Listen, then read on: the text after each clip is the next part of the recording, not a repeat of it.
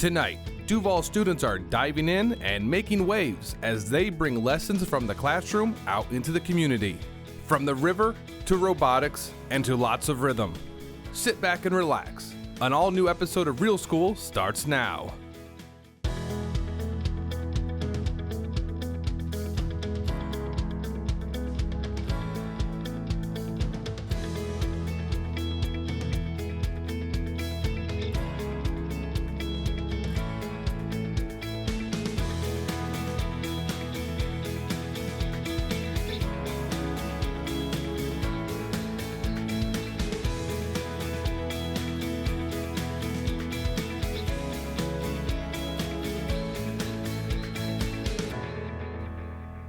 Tonight, Duval students are all aboard a unique opportunity, putting the classroom on the water. Hello and Happy New Year. I'm Courtney Sanders. We begin with Real School reporter Madeline Stafford. She's got more on why this is making a splash with our schools. Hey, Madeline. Talk about going from books to a boat, just like that. What's being taught in the classroom is coming to life right before the students' eyes. Here they come. These fifth graders from North Shore Elementary are lining up at the dock. You gotta get it nice and tight. And getting suited up with life vests. All good. A few buckles and some snaps later, they are ready to board the St. John's Explorer. This will be their classroom for the next hour and a half. First time on a boat, is it? Lots of hands, good. It's gonna be a great day. It is the result of a great partnership between the district and the St. John's Riverkeeper. A lot of these students have never been on the river, they've never been to the river, and so for them to be on it and be able to see what is out there and also to connect what they're learning in school. For the second year in a row, these educational boat trips are being offered to the fifth graders at all Title I schools. It is through the district's STEAM Cultural Passport, a program that provides students in Title I elementary schools 3 to 4 field trips a year. Those trips are tied to STEAM subjects, which are science, technology, engineering, the arts, and math. I want y'all to make predictions. It wasn't long before students were divided into groups, applying concepts they've been learning in class. It's at 40. These students are using equipment to measure salinity. This group is learning about the different animals living in the river.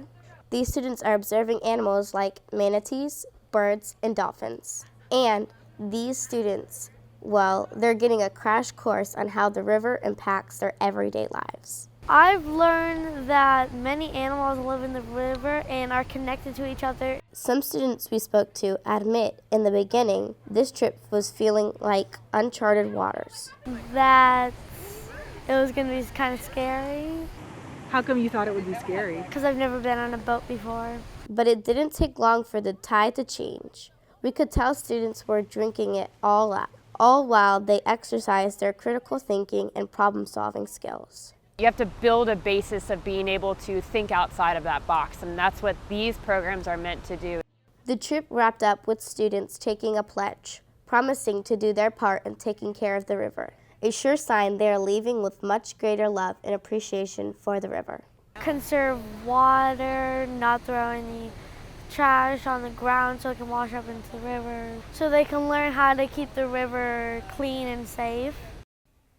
Leaders estimate that up to 6,000 students will have taken one of these trips by the end of the school year. Man, I know I'm not in 5th grade, but sign me up. For Real School, I'm Madeline Stafford. Back to you. Thanks, Madeline. Now, we think all of our students are pretty impressive, but when's the last time you heard a student building a boat? And we don't mean a model boat or a toy boat. We mean this boat built to navigate the waters. Our cameras were rolling at the Lakeside Marina as DCPS students tested it out for the very first time. This is a project of AMI Kids Jacksonville, which is part of the district's youth development programs. To build the boat, the school partnered with the Sunnyland Antique Boat and Club Society. For months, volunteers worked with students twice a week, helping them build this single-seater from the ground up. Students had to use everything from math, science, and construction skills. And you can see, they did an amazing job. Leaders say projects like this give students a sense of accomplishment, as well as a valuable vocational and trade skills. This is the first year AMI Kids Jacksonville has built a boat, and organizers say they're already planning to build a second. It may not seem like dogs and robots have anything in common, but as Real School anchor Will Nowak reports, some students at Fletcher Middle have formed a unique relationship with man's best friend. Will joins us now. Courtney, we're talking about a lot more than just tail-wagging fun. This is an opportunity for students to make a big difference in the community. There you go. It's a place where students can design, build, and test robots, programming them to respond to different missions and challenges. But who would have thought that these pieces and these pooches could come together for a good cause? I think it's incredibly important for students to come outside of their school walls, come outside of their home, and realize there's this great big world out there and a lot of different professions and a lot of different people doing a lot of different things. This is Heather Severe's classroom at Fletcher Middle School. These students are all a part of the first LEGO League. I really love it because I like playing with the robot, but I also really love the project part. Severe tells us the league is made up of 4 major components: robot design, games and missions, core values, and a community project that's based on the year's theme. Well, the theme for 2016 is Animal Allies, giving students a chance to solve real-world problems and positively impact their community. It makes me feel great. I like to help people a lot. Students decided to partner with Southeastern Guide Dogs. Why? Because it turns out that someone on staff at Fletcher Middle actually volunteers for the organization. Southeastern Guide Dogs is a nonprofit that trains dogs from birth to be paired with the visually impaired, veterans, and more. And then we train them basic skills, so like sit, down, stay. We teach them to sit at doors and to find things like stairs. Students have wasted no time getting involved. They held a fundraiser so they could make collars for puppies. They're also raising awareness through the robotics missions. Actually, one of our missions on our board is the robot runs to a fence and there is a blind person and a guide dog. And when the robot hits the fence, the dog sits down, and so the human stops walking. And then the robot passes like a car on the road. I thought it was really fun watching the dogs play with the robots that we built. But of course, nothing beats getting to spend time with their furry friends and knowing that even through robotics, they can make a huge difference. I think that you're really actually affecting the community. Just to realize how fortunate we are and how easy it is to help other people and other organizations. I think my students are learning how easy it is to help. Now keep in mind, not every First LEGO League group in the district is working on the same projects or with the same organizations. But you know what that means? A lot of people are making a difference in a lot of unique ways. For Real School, I'm Will Nowak. Back to you. Playtime is getting a big boost at one Duval school to the tune of $10,000. Here's video of the special announcement recently made at Brentwood Elementary School of the Arts. The Hyatt Regency Jacksonville Riverfront Hotel awarded the school with a 5-figure grant in order to help them build a new playground. Up until now, the school has had to share its playground with the city. But thanks to this donation, the school will be able to kickstart its fundraising efforts to build this much-needed space. Dr. Nikolai Beatty and Board Chair Paula Wright were among those celebrating the huge accomplishment. This particular collaboration is so important to our students because it is an opportunity for our students to learn how to socialize, how to normalize their play, and how to respect diversity among students, how to respect their cultures, how to respect them as individuals. This isn't the first time Brentwood Elementary has collaborated with the Hyatt Regency Riverfront Jacksonville. The two have been connected through the district's Executive Pass, a program linking schools' principals to CEOs. Definitely great news all around. Congrats. Our next story begins with an important number, 13.1 million. That's the estimated number of children in the U.S. who aren't eating enough nutritious foods. Here's Real School reporter Jasmine Lowe. For some students, the only balanced meals they get are Monday through Friday in the cafeteria. They may not even eat on the weekends, but thanks to these volunteers, that's changing. The morning begins with a special delivery. Boxes of food are taken to the cafeteria and unloaded with care. In no time, volunteers begin organizing. Basket by basket and box by box, they sort everything from oranges to cheese to cereal. It's all in preparation of what lies ahead. We're the blessed, and it's called Blessings in a Backpack, but it should be blessed to be involved. This is Hogan Spring Glen Elementary School. Once a week, these volunteers are here doing exactly what you see, sorting food to be sent home with anywhere from 200 to 245 children. Barbara Crosby of Spring Glen United Methodist Church says this all began after she heard one student's story. One of the teachers told me one day that she had a child that came to school she was mean on Monday morning. She said through the week she was great. She was so sweet and kind, but on Monday morning she was mean. So she finally realized that she was hungry. She came to school hungry, so she started feeding her. Determined to make a change, she was put in touch with Blessings in a Backpack. It's an organization that works to send children home with food on the weekends so they don't have to go hungry. It's incredibly important that our children have balanced nutrition and that's consistent for them. We are able to feed them through our breakfast and lunch programs, but we know that even with hardworking families who are doing what they can to provide for their children, that there are gaps.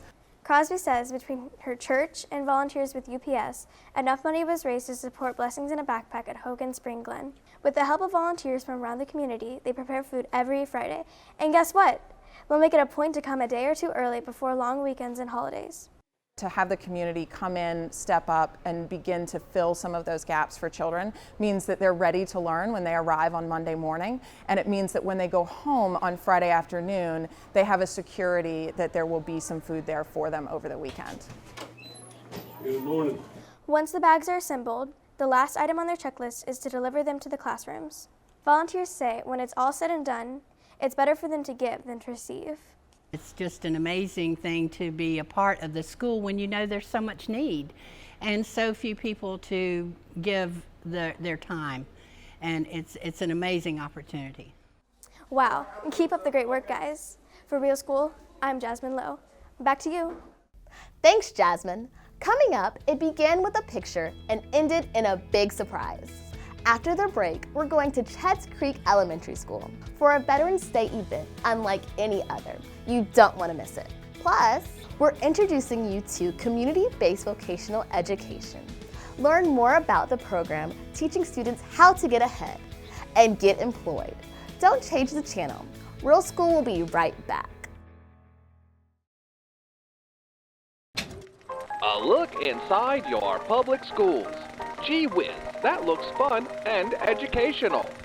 Hey, Duval County, times have changed. From early learning centers, middle school arts, and dual enrollment to STEM, sports medicine and marketing, technology, gaming, military leadership, and trades to be career ready. See it all at the 2017 School Choice Expo, Saturday, January 21st from 11 to 3 inside the Prime Osborne Convention Center. Learn more about this free event at duvalschools.org.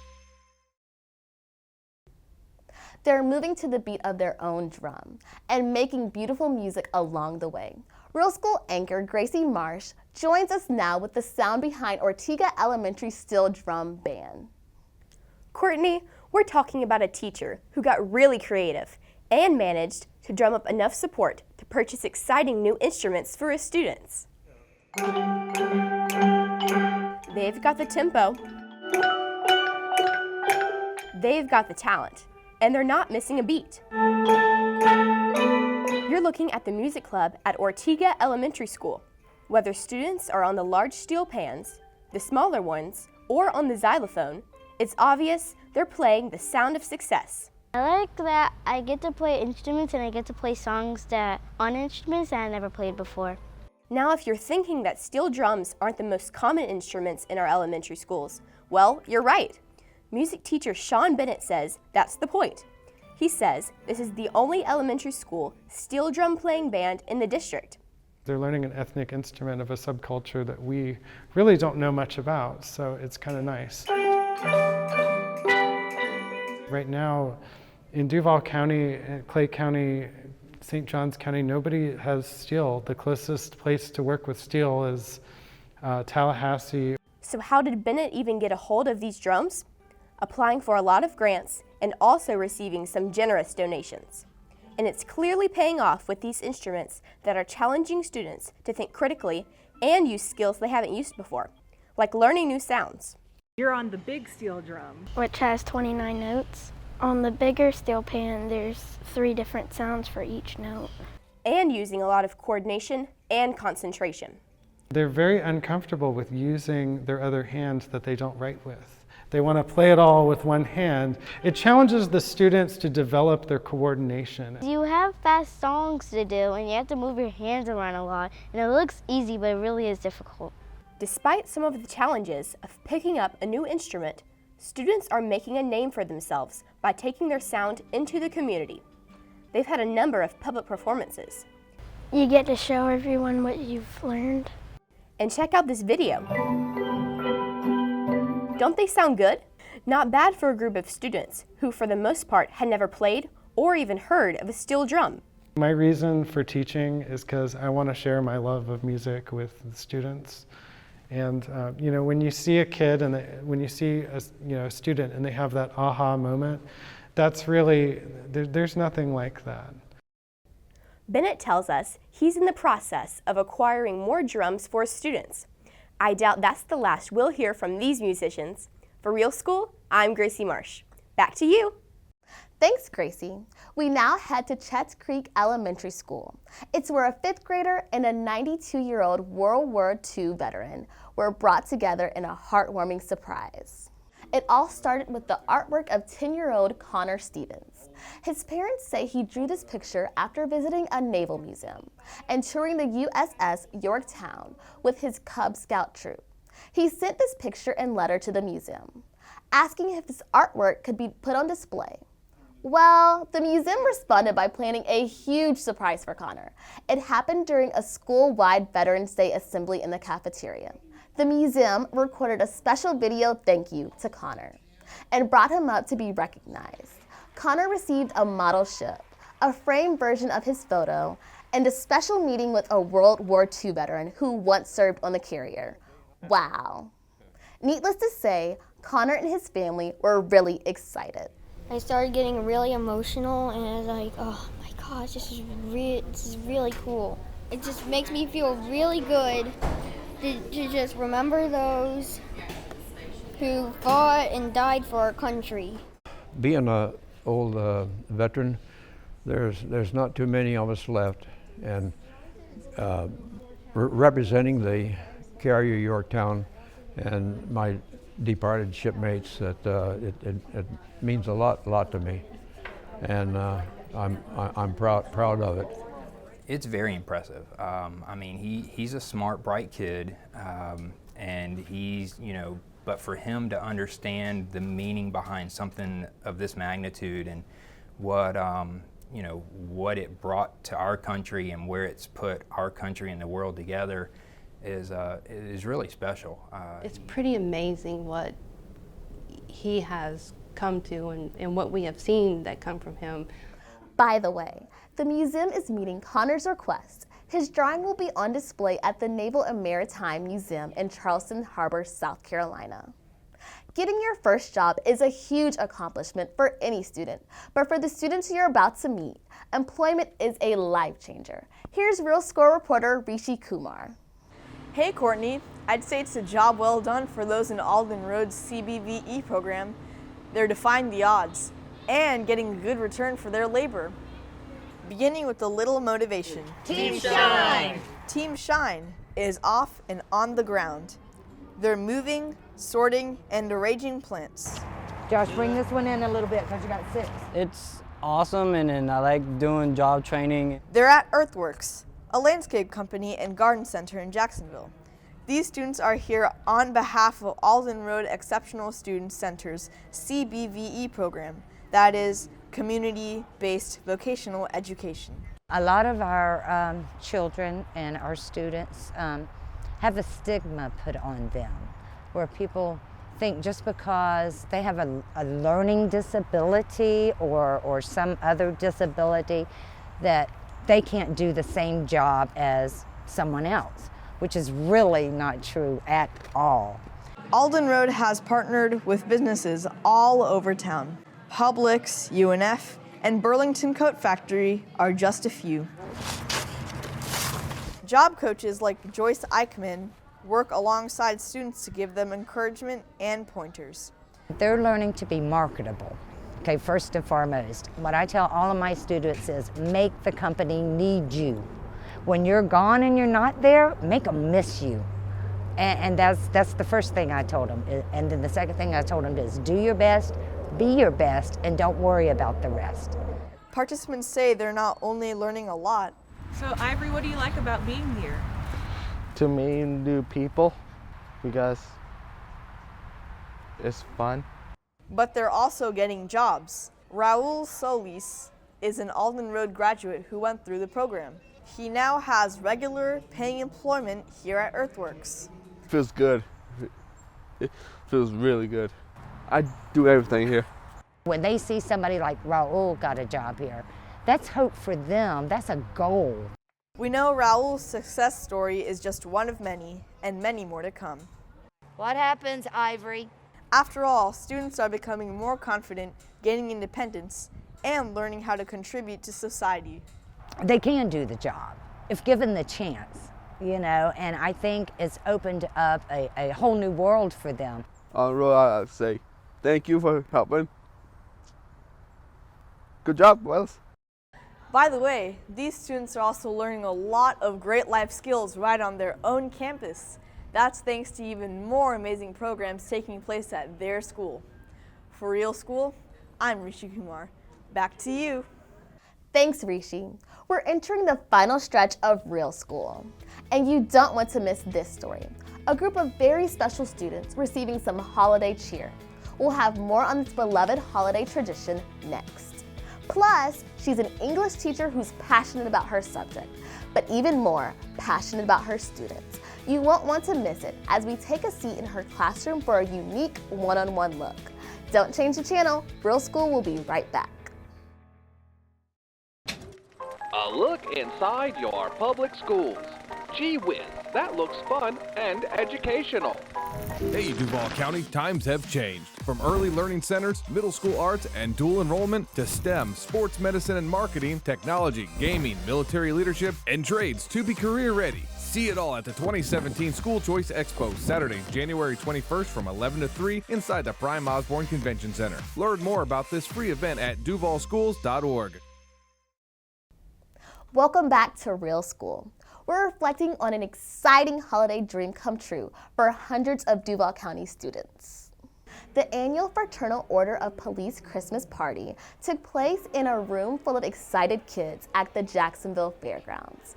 Thanks to dozens of uniformed officers and other volunteers, special needs students from all over the district were treated to a morning of fun and festivities. They had a delicious holiday meal against a backdrop of festive tunes and activities.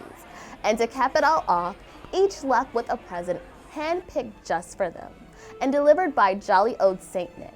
We know this event made for a great holiday and a very happy new year for each and every one of those students. Great job. We're now onto our final story of the day. How about a language arts lesson from a stellar teacher at Arlington Middle School? It's time for an in-depth look at one of our terrific teachers, sharing her own story in her own words. Hello, my name is Sheila Martin, and I teach 8th grade ELA at Arlington Middle School. Okay, 10 more seconds, keep sharing. I absolutely love kids. I feel like I'm a big kid in some ways. I think that you have to have that type of attitude when you teach middle school. But I also love the moment the kid actually gets something.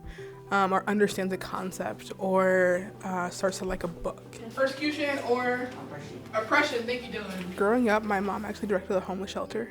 And so I knew I wanted to do something in service, and I fell in love with English in college. And then Teach for America came up, and I was like, well, this sounds perfect. It kind of brings in service and my love for books, so here I am. They all make us feel comfortable. Yeah. I have kids who say, like, I hate reading, I don't want to read anything. And my question is always, what, if you could read anything, what would it be? What do you love to read about? Kids like to read, I think so. Kids like to read tweets. They like to read Facebook. They like to read Instagram captions. So they like to read. It's just a matter of making sure they understand what they want to read and giving them that. And so I'm always trying to tie in current events, always making sure that the text and the discussion relates to their lives. They're actually thinking beyond the text and interrogating the life and what is going on around them. And that is what English is about. It's less about just the words on the page and more about what the words on the page can teach you about life and the people around you. Not just my peers, but also my teachers. In one word, passion. Teachers have to be passionate. We have to be passionate about what we do in order for the kids to understand that we care about them on a daily basis. At any given moment, you can come into Ms. Martin's class. It's a very warm, inviting, and colorful environment. There's a high level of rigor and engagement within her class, and she has great relationships with students. She constantly reinforces the students, and so this is a safe place for them to learn, and they really enjoy being in the class. What are the pros of doing it in a movie, and what are the cons? I'm usually here 12 hours a day, and seeing my kids get something or grow is worth it. And so I see them for 8 hours a day for 10 months out of the year. And if I can kind of get them to understand reading, to help them become better readers and writers in that time, then I feel like I'm helping them and advancing their trajectory even more. The time when the kids actually get it, and they're like, oh my gosh, Ms. Martin, I got it, keeps me in the classroom. Ms. Martin will extend herself on a daily basis, and essentially she is destined to be that model teacher.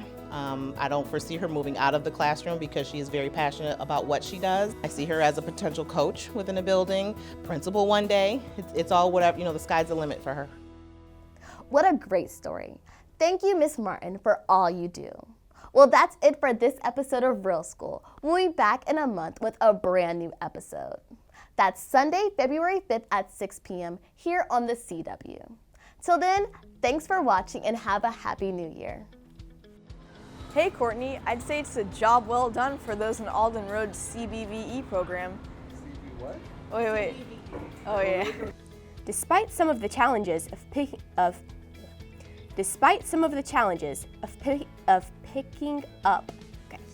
Real School anchor Gracie Marsh Jones joins. Not Gracie Marsh Jones. Courtney, we're talking. Yeah.